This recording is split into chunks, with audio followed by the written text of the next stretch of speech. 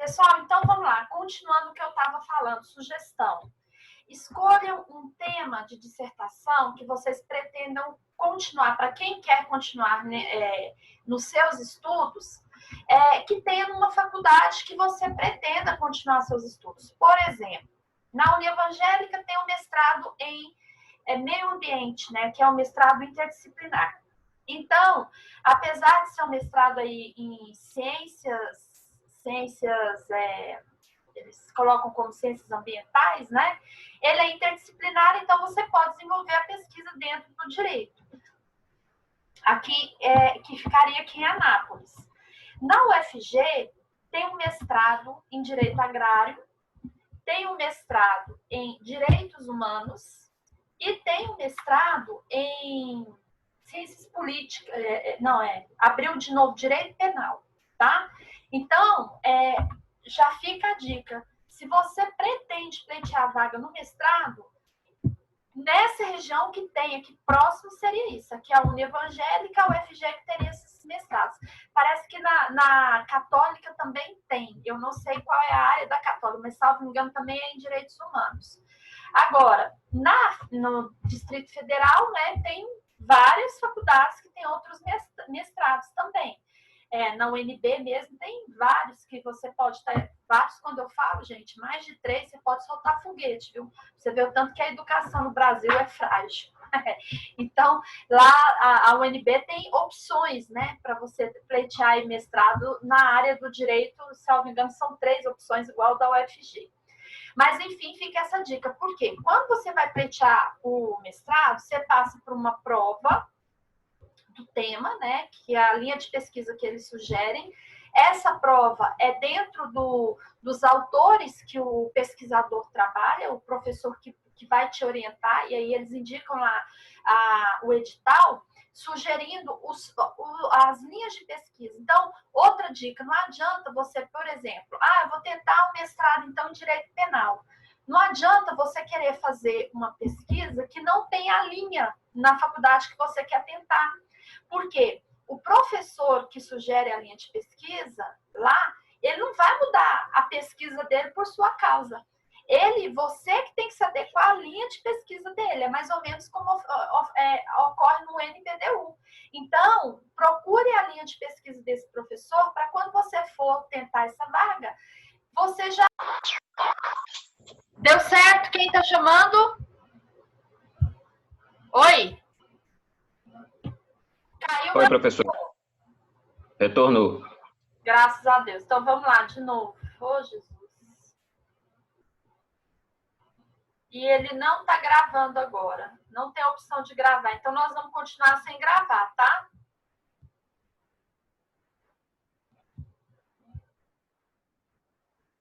Aqui está aparecendo que está gravando. Tá? Então, beleza. Sei lá o que está acontecendo com esse trem. Bom, então, voltando aqui, a questão do mestrado que eu falei para vocês. Escolha, então, um tema que tenha um tema já para você continuar seus estudos, sua pesquisa. Por exemplo, se for no direito penal, a prova, como eu quebrei meu raciocínio aí, do mestrado, você passa por uma etapa que é a prova dessa linha de pesquisa, dos autores que a linha de pesquisa pede, e mais ainda a dissertação. A dissertação, projeto de dissertação que eles chamam, na verdade é a sua monografia. Então, se você fizer uma monografia já dentro dessa linha que você quer continuar estudando, né, você já tem pronto uma etapa dessa avaliação, que é exatamente essa o TCC seria o seu projeto de dissertação.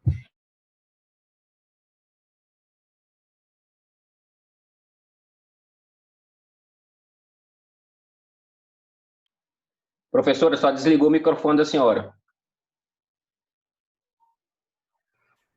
E agora, tá ouvindo? Agora retornou. Tá. Então, vamos lá. O que eu estava dizendo é o seguinte, que quando vocês forem pleitear, por exemplo, se alguém pretende continuar os estudos, for tentar o mestrado, você passa por etapas de avaliação.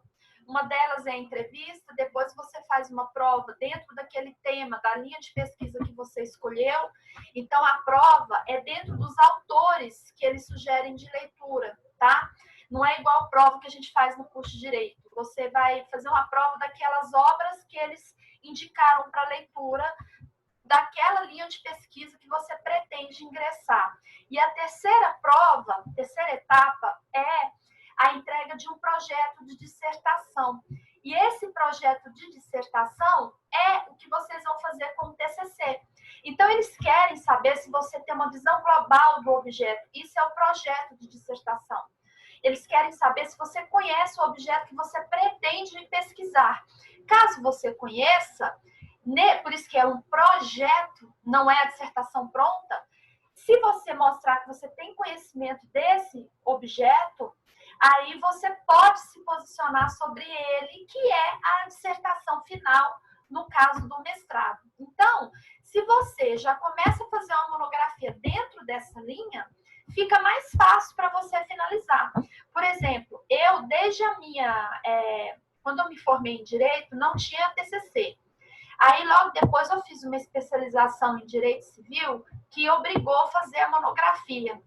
E nessa especialização, eu já comecei a estudar sobre células-tronco embrionárias, direito à vida. Depois, olha lá no meu lápis. Dessas células-tronco embrionárias, direito à vida, foi o objeto do meu estudo na dissertação do mestrado. E no doutorado, eu estou afunilando como direitos humanos. Então, quer dizer, eu estou no mesmo objeto de estudo. Isso, tem mais de 10 anos que eu estou estudando esse tema. Para quê? Para quando eu conseguir falar sobre esse tema, sobre questão de direito à vida na perspectiva jurídica, eu tenho conteúdo para poder dizer, olha, pode ou não pode manipular uma vida, por exemplo, que é onde eu quero chegar. Então, quando a gente vai estudar um tema, você não estuda um tema de uma hora para outra. Igual, levam anos, né? Exige muita leitura. Então, vamos lá para o TCC, essa dica aí que eu dei quanto à escolha do tema. Primeiro, escolhem um tema, gente, que você goste e que você tenha conhecimento. Porque, como eu disse, a monografia jurídica é uma escrita única. O próprio nome já fala, monografia, é uma grafia sua. Só que ela é baseada em doutrinas, né? Basicamente, a monografia do direito, ela é bibliográfica. Ela usa uma metodologia bibliográfica. O que significa? A todo tempo que você está escrevendo, você está fazendo diferente do autor de onde você tirou esse raciocínio. Então, usa muito na monografia as citações, né? Como a nossa monografia no TCC, ela é parte dessa referência, dessa metodologia bibliográfica, eu dou uma dica. Escolham livros que falam sobre o tema, pelo menos aí, é bom você ter como referência pelo menos 10 obras. Veja bem, não é necessário você ler as 10 de cabo a rabo, mas são 10 obras que têm a ver com o seu tema. E outra coisa, às vezes você quer falar sobre um tema específico que não tem livro, não se preocupe, como a monografia é sua, você que vai criar o título, mas você vai construir esse tema. Por exemplo, você quer falar sobre...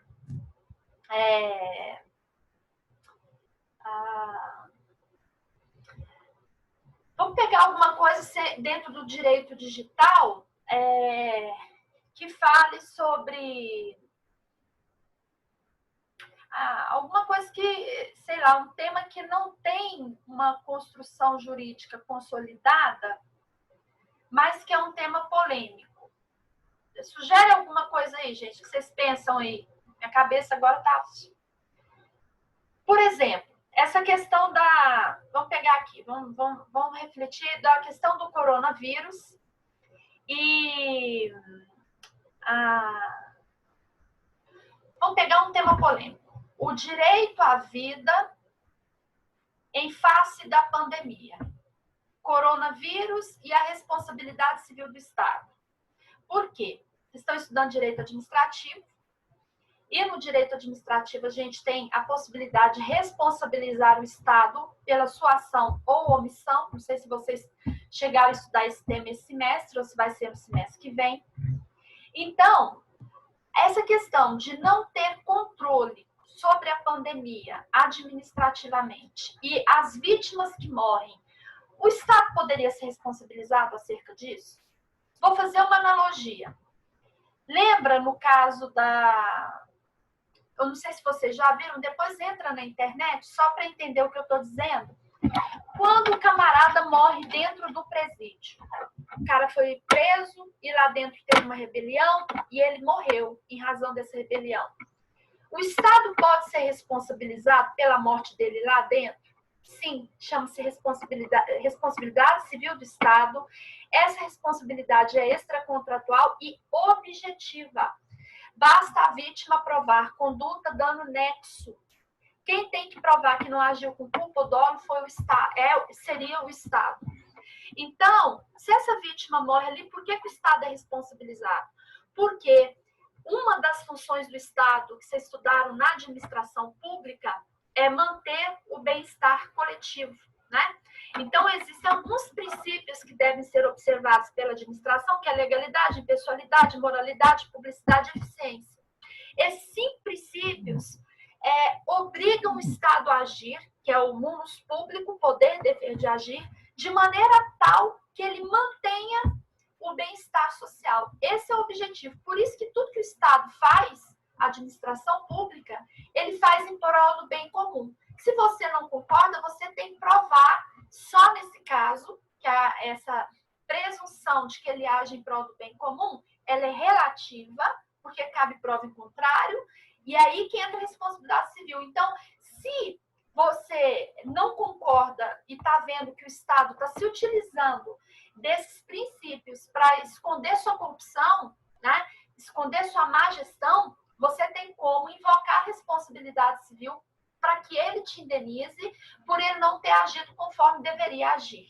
Resumindo, é isso. Tá bom. Então, a dúvida é, olha o problema. Será que o Estado, no caso da pandemia, poderia ser responsabilizado pelas vítimas se elas provarem que não receberam, não vou nem dizer o atendimento, mas que não foram orientadas condizentemente quanto à questão de proteção a esse vírus, né? Por exemplo, tem que ficar em quarentena ou não tem?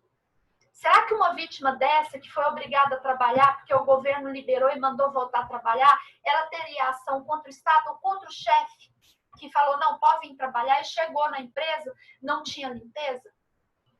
Ou até contra a empresa, será que teria essa possibilidade? Então, assim, você não vai achar um livro escrito, responsabilidade civil no caso do coronavírus. Você não vai achar esse livro com esse título. Mas você vai criar, se você quiser fazer uma monografia, a responsabilidade civil no caso do coronavírus, por exemplo, a questão da higiene ou a pandemia. Depois, quem tiver curiosidade, leia um tema, chama mistanásia, que vai entender o que eu estou falando, tá? Mistanásia. Bom, nós sabemos que no Brasil, é outro tema interessante, ainda não foi autorizada a eutanásia. Mas a ortotanásia é autorizada e a mistanásia acontece o tempo inteiro. Então, dá uma lida nesse tema aí para entender. Esse tema aqui que eu estou sugerindo é um tema interessante para você escrever. Mesmo você não tendo um título do livro igual, aliás, não deve ter, se você encontrar um título do livro igual o título que você quer fazer de sua monografia, você vai ter que mudar a sua monografia, o título dela. Porque senão você está fazendo cópia, não pode ser. Então, você tem que mudar esse título. Então, se você fala responsabilidade civil do Estado nos casos da pandemia, por exemplo, olha o tema que você vai desenvolver. Você vai ter que falar sobre administração pública, dos princípios que regem a administração. Olha o tanto de coisa que você tem. Então, você vai buscar livro de direito administrativo. Depois que você olhar, então você vai construir esse raciocínio para chegar ao final, que é a responsabilidade do Estado em razão da pandemia. Então, você começa falando lá dessa questão da administração pública, o que significa. No capítulo 2, por exemplo, você iria para um livro de direito civil, que você vai ter vários que vão falar de responsabilidade civil. Então, você vai ter que explicar o que é responsabilidade civil objetiva, subjetiva, quais são os requisitos, né? Para você chegar à conclusão de que, no caso de omissão do poder público, ou até por ato comissivo, quando ele deveria fazer e deixa de fazer o ato, deixa de ser omissivo e passa a ser comissivo, ele responde objetivamente e a vítima disso aí tem direito à indenização.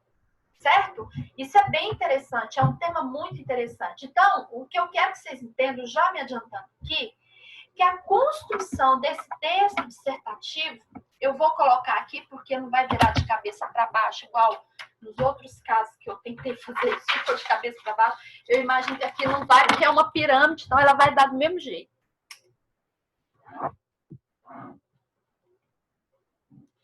Você vai imaginar o seguinte, deixa eu ver se deu certo. Deu. Você vai imaginar a sua pesquisa como essa pirâmide aqui, certo? E eu já desenhei isso aqui no quadro, nas aulas presenciais, quanto à construção da petição. Toda pesquisa, todo artigo, tudo que você quiser escrever, que tem natureza científica, você parte dessa ideia aqui.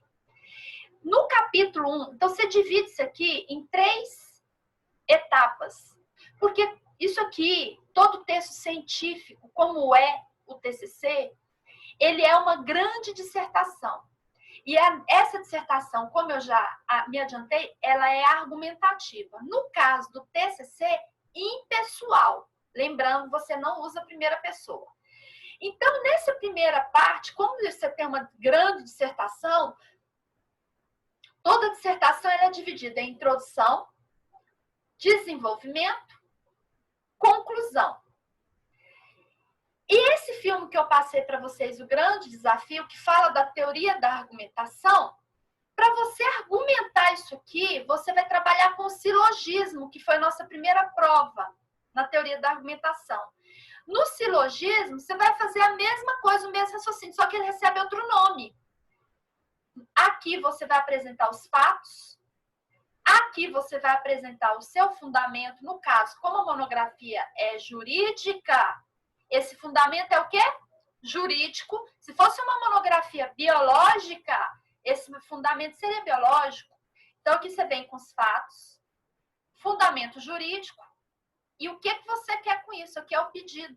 Se você consegue produzir esses assim, fatos, fundamentos, pedido, você chega aqui a uma verdade, a um raciocínio verossímil, que produz aí um entimema, ou seja, uma lógica de raciocínio que é verossímil e ele induz a verdade, ele sugere a verdade. Por exemplo, vamos lá naquela célebre frase lá de lógica, Pedro é homem, todo homem é mortal, logo Pedro é mortal. Simples assim. Só que você vai fazer isso aqui na forma de um TCC. Então, veja bem, se você está questionando a questão da responsabilidade civil do Estado no caso de pandemia, aí você pode escolher até um caso específico.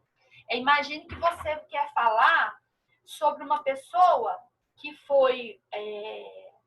estava com uma crise, né, de tosse e todos os indicativos que estaria com o vírus, chegou ao hospital, não tinha o remédio. Chegou no SUS, olha o problema dessa pandemia que isso aí vai virar. Por isso que eu falo que em épocas de crise, uma área que tem muita ação e não para, principalmente ações de responsabilidade civil, é a área jurídica. Não para, vai começar a ter enxurrada.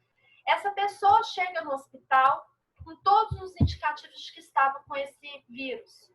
Chegou no hospital público e o hospital fez um diagnóstico, falou que ela não tinha esse coronavírus, mandou para casa. Falou, não, você não tem isso. Só que essa pessoa morre. E a família resolve, no legista, olhar que queria ver o resultado para ver se ela tinha. E lá ela recebe o diagnóstico de coronavírus. Imagina um caso assim. Ou outra situação. Ela é internada e quando ela é internada, ela não recebe ali, ela não tem leito suficiente para ela ser atendida. Ou, se ela tem um leito, ela fica com outras pessoas contaminadas. Ou, se ela tem um leito e fica isolada, ela não tem o aparelho necessário lá, que é o respirador, para ela ser atendida. Por isso, veja bem o que eu estou falando, tanto que isso é sério. Por isso que quando a pessoa é vítima de coronavírus, o que o hospital faz? Muitos hospitais, principalmente públicos, isola a pessoa, fala que ela não pode receber visita, porque ela tem que ficar ali em quarentena isolada. Talvez seja, isso aqui é uma especulação, um raciocínio especulativo, tá, gente? É até para você não ter prova de que ela morreu à míngua, porque ali ela não recebeu o atendimento correto. Aí vem a questão da responsabilidade civil do Estado. Se eu tenho organismos maiores, científicos, baseados em pesquisa, que nós estamos falando de pesquisa, que estão afirmando que esses indivíduos teriam que ficar em quarentena, e eu tenho todo mundo falando que se não ficar em quarentena, o hospital vai superlotar, não vai ter atendimento para todo mundo, quem assumiu a responsabilidade para tirar o indivíduo de quarentena? Olha o tanto que isso é séria a questão da responsabilidade e da representação. Quem que me representa? Quem fala por mim? É o governo. Eu estou lá no artigo 115 do Código Civil que fala da representação. Então, isso aí gera responsabilidade civil do Estado. Então, você pode especificar os casos. Olha tantas opções que eu dei para vocês falarem e que pode mudar o título. Então, você pode ir sugerindo títulos aí, mudando um caso, no caso disso, no caso daquilo, etc., e fazer o capítulo 1, que é isso aqui. É a parte geral. Você vai imaginar que se você está escrevendo, você está escrevendo para uma pessoa leiga, ela não sabe nada. Você não vai imaginar, eu estou escrevendo para fulano, ele é obrigado a saber do direito. Esse é o primeiro detalhe. Então, você vai escrever para uma pessoa que não conhece nada do direito. Você tem que apresentar conceitos. Então, onde você vai fazer isso? Aqui na pirâmide, na primeira parte aqui, que são os fatos, você vai discorrer sobre a questão da administração pública. Qual que é a função dela? Qual é a dinâmica dela? Por que ela seria responsabilizada? No segundo capítulo, você vem com o aspecto jurídico que vai fundamentar sua tese. Qual é a sua tese? Olha de novo, eu repetindo a palavra tese. O direito faz isso direto. O direito consegue, gente, sair, adiantar um objeto que ele deveria criar lá no doutorado. Ele consegue fazer isso na sua escrita de uma petição inicial. Ele está abrindo precedentes, apresentando um caso novo que ninguém nunca ia imaginar, mas que tem fundamento jurídico para ele justificar isso. Olha que interessante. Por isso que justifica o termo doutor, eu estou fazendo a minha defesa aqui, para o operador do direito, para o advogado. Por quê? Porque o tempo inteiro a gente está trabalhando com tese de defesa, com algo que, gente, mas será que isso pode? Pode. O fato novo que estamos vivendo agora é a pandemia. Então, eu vou ter que aplicar tudo que eu conheço juridicamente de direito para fazer defesa para o meu cliente. Então, eu tenho aqui, no segundo caso, esse fundamento jurídico que justificaria que essa responsabilidade civil do Estado. E aqui, o meu pedido, aqui, ó, que é nessa lógica silogística aqui, seja um pedido verossímil, e eu tenho como ser verossímil, porque eu tenho fundamento jurídico para isso, para falar que o Estado, sim, deveria ser responsabilizado nos casos de uma morte, sim, porque ele assumiu o risco. Aqui eu aplico a teoria do risco, por isso que a responsabilidade civil do Estado, ela é objetiva. Olha só que interessante. Então, dica, escolham temas, primeiro, que vocês tenham afinidade.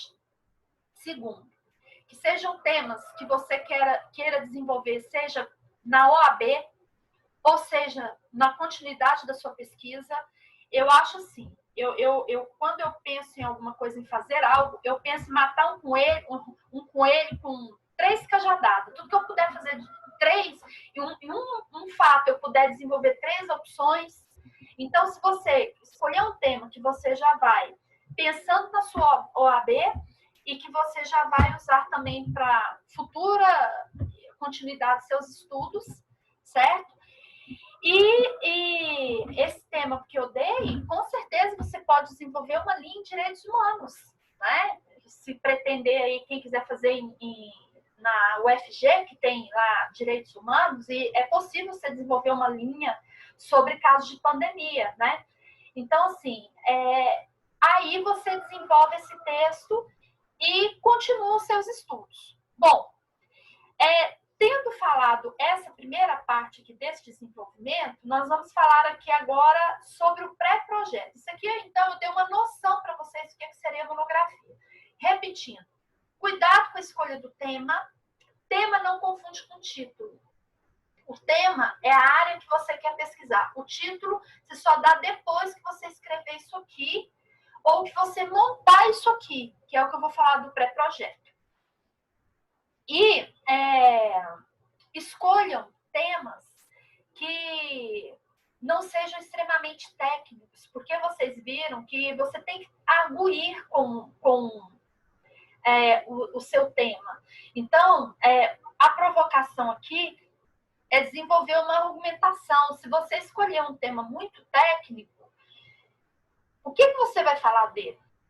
É difícil. Se o tema, por exemplo, é uma questão processual que vai dizer que antecipação de tutela é assim, e vai falar sobre tutela de evidência, tutela de urgência é assim, assado, você vai falar o que disso? Eu quero falar sobre a tutela de urgência e evidência, mas o quê? Porque a monografia não é um resumo, né? Aí tem que tomar muito cuidado, porque se você escolher um tema muito técnico, você sai da monografia e passa a desenvolver resenha, e aí você perde todo o seu texto. A resenha é que você faz resumo de texto, né? Então, escolham temas que tenham problema. Lembra aqui da palavra-chave, problema, problematização. Qual é a problematização disso aqui? Né? Qual seria a problematização de falar de uma tutela de evidência, de uma tutela de urgência? Porque se mandou fazer, tem que, se está falando que só pode nesses casos, então se aplica aquilo ali. A menos que você queira questionar por que o legislador resolveu fazer essa diferença sem necessidade. Aí sim. Mas para falar desse tema, dos aspectos processuais, não tem razão de ser, certo? Para monografia, não. E lembrando das dicas dos livros. Quando eu falo 10 livros, não é necessariamente do título que você pretende desenvolver, mas sim do tema, da correlação com o tema que você pretende escrever, aquilo que você vai precisar ler e pesquisar para construir o seu texto. Bom, tendo terminado essa visão geral aqui do que eu disse, a monografia, para você chegar a construí-la, você tem que ter um projeto. Então, a primeira etapa, inclusive, do seu TCC é apresentar o seu pré-projeto de pesquisa. E eu vou dar uma dica preciosa, principalmente para quem trabalha ou para quem já queira adiantar, já pensa no seu TCC, entendeu? Agora, nas suas férias, já é possível você construir esse pré-projeto para quando iniciar o semestre, você já esteja com o pré-projeto pronto. Eu tenho alunos, meus alunos, por exemplo, quando eles vieram para mim com o pré-projeto, e que foram meus alunos do 7º período, que eu dei essa dica, os alunos que ficaram comigo na monografia, eles já estavam com o pré-projeto pronto. Eu tenho aluno que já terminou o TCC, só para vocês terem uma ideia, já terminou o DEJO, e está agora tranquilo estudando para a OAB. Porque eles já chegaram com o pré-projeto pronto, aí como eles já tinham o pré-projeto pronto, eu só, logicamente, a gente faz as correções, adequações e tal, e já foram para o capítulo 1, já começaram a escrever o 2, já terminaram o TCC. Então, assim, se você consegue adiantar etapas, isso é possível fazer, faça, para você não ter aquele tanto de atividades que acaba acontecendo no final do curso, tá? Que seria o NPJ, o NAS, o NAC, o TCC, Bom, primeira dica do pré-projeto. O pré-projeto, ele é dividido... O que seria o pré-projeto? O pré-projeto é o esqueleto do teu TCC. Por exemplo, você quer construir uma casa. Como é que você vai construir uma casa se você não tiver uma metragem na sua cabeça, imaginar onde vai ficar a sala, o quarto, a cozinha, banheiro. Se você sair construindo nas coxas ali, não, a quarto aqui, sala ali... Dependendo do que você fizer, você vai ter que destruir tudo, porque você não teve um projeto ali para poder fazer aquilo ali, aquela construção.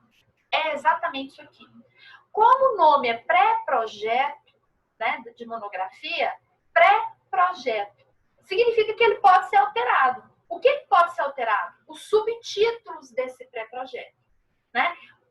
mais ou menos, eu vou fazer analogia com a construção. Você pode alterar uma parede da casa que você não queria que ficasse ali, mas o alicerce, não. Se você tiver que alterar o alicerce, você perde tudo aquela construção e vai ter que começar do zero. Então, o pré-projeto, vamos chegar aí nessa questão do alicerce, o que seria o alicerce ou não. O pré-projeto tem as seguintes etapas: tema, justificativa, objetivos, problematização, tema, justificativa, objetivos, problematização. Depois ele vem para metodologia, pré-sumário e bibliografia. Vamos falar de trás para frente. A bibliografia é diferente de referências bibliográficas. O termo referência bibliográfica você vai usar na monografia, quando ela estiver sendo escrita. Referência, olha o nome, referência bibliográfica é você referenciar só aquilo que você leu. Então, todo livro que você leu um pedacinho só e você o citou, né, na obra, mesmo que você tenha lido 2 páginas, mas citou aquelas 2 páginas, você vai referenciar na bibliografia dele. Agora, a bibliografia que está no pré-projeto são os livros que você supõe ler e sugere leitura. Não significa que você os lerá. Então, aqui tem que ter 10 livros para que o seu orientador tenha noção do que está passando na sua cabeça na construção desse texto. Certo? Não significa que você leu esses livros, mas que você indica para a leitura. Por isso que se chama bibliografia. O outro, pré-sumário. Para mim, a parte mais importante é o pré-sumário, que é o esqueleto. Dar nome aos títulos. Aqui não é momento de você escrever. Tanto é que você vai levar 1 ano e meio para escrever. Então, você não vai escrever no pré-sumário toda a sua monografia. Para isso, você vai ter 1 ano e meio. Aqui é o nome do título. E você montar o nome dos títulos, dos capítulos, não é tão simples assim. Então, por exemplo, pegando a nossa pirâmide, como aqui é os fatos, né? Esse tema que eu sugeri, o capítulo 1 poderia ser a responsabilidade... Não, se eu estou falando da responsabilidade civil do Estado, a função da administração pública no direito pátrio. Pronto, aqui seria um título. Aí, subtítulos. Conceito de administração pública. Por exemplo, então aqui viria capítulo 1. A função da administração pública no direito pátrio. Aqui no tópico 1.1, que seria o subtítulo, conceito. 1.2, requisitos. 1.3, princípios. Esses subtítulos é que podem ser mudados. O título, não. O título aqui que você deu ao capítulo, que foi a função da administração pública, ele é o alicerce da casa que você vai construir. Se você tiver que mudar o título aqui, você perde tudo isso aqui, você vai ter que começar do zero. Mas os subtítulos aqui você pode mudar. Às vezes, no meio da monografia, eu tenho alunos que eu pego a monografia e falo assim: bom, eu vou tirar esses subtítulos que a gente fez no pré-projeto, porque você já falou desse tema aqui. Então, o seu texto está ficando repetitivo. Então, os subtítulos podem ser tirados, repetindo. Capítulo 2, por exemplo, poderia ser a responsabilidade civil, os requisitos, a responsabilidade civil... Aspectos da responsabilidade civil, capítulo 2. Aí, 2.1. Características. 2.2, requisitos. 2.3, classificação, porque a pessoa tem que entender que existe a responsabilidade civil objetiva, subjetiva, etc. Ou teorias, né? Porque tem a teoria da culpa, a teoria do risco. Enfim, isso aqui é direito civil purinho. Capítulo 3, onde você quer chegar? A responsabilidade civil por morte de coronavírus. Aí você viria falando a pandemia no Brasil, dados estatísticos, requisitos para tratamento, morte por falta de tratamento, por exemplo, para você chegar à conclusão da responsabilidade do Estado. Esses subtítulos aqui também podem ser mudados. Enfim, todos os subtítulos dos capítulos podem ser mudados. Então, a pessoa só vai entender o que você está falando aqui, dessa responsabilidade civil do Estado por morte, se você explicar para ela o que é administração, responsabilidade civil e esse ponto aqui para chegar no Covid. Professora, eu poderia simplificar isso e já falar aqui no início de outra forma? Sim, gente, a construção depende do título que você vai escrever. Por isso que é um quebra-cabeça. Essa sugestão que eu dei aqui, o título poderia ser a responsabilidade civil do Estado no caso de morte por Covid. 2 pontos. Falta de tratamento. Poderia ser isso. Mas se eu quiser falar direto do Covid, pode? Sim. A pandemia no Brasil. Poderia vir aqui já nos fatos. 1.1. Início, 1.2. Dados estatísticos, 1.3. Repercussão no território. Aí vem aqui, direito. Regulamentação da pandemia. Olha só, acaba envolvendo direito internacional. A OMS, recomendação, tratados internacionais assinados pelo Brasil, princípio da dignidade da pessoa humana. Olha o tanto de coisa que poderia falar aqui. E no capítulo 3, você viria o quê? Falando da responsabilidade civil do Estado de uma maneira geral, sem ser no caso específico. Aí você viria mudando o título aqui, ó. Os tratados internacionais e seus reflexos no direito brasileiro, no caso do Covid-19. Então, assim, tem um monte de opções que você pode desenvolver. A ideia é que você saiba construir os nomes dos bois aqui, então você vai ter que montar o que você está pensando na sua cabeça para escrever isso aqui, para a partir disso você fazer sua bibliografia e depois dar o título para a coisa, certo? Desse Covid aí, desse caso de pandemia, olha, são tantas opções de monografia que a gente fica até perdido. Uma delas que eu escrevi com alguns alunos, né, que na verdade foi um artigo científico, foi exatamente acerca nós pegamos o aspecto da revisional, né? Então, nós ficamos só na questão da revisional. Mas você tem N possibilidades. Quer ver? A questão de alimentos, no caso da pandemia, que é essa questão aí, que não tem prisão civil em caso de pandemia mais, né? A justificativa de não ter prisão civil é que você está colocando em risco um pai de família, só que isso é uma polêmica, porque há quem defenda que, e a criança que precisa do sustento e a mãe se vira para sustentá-lo?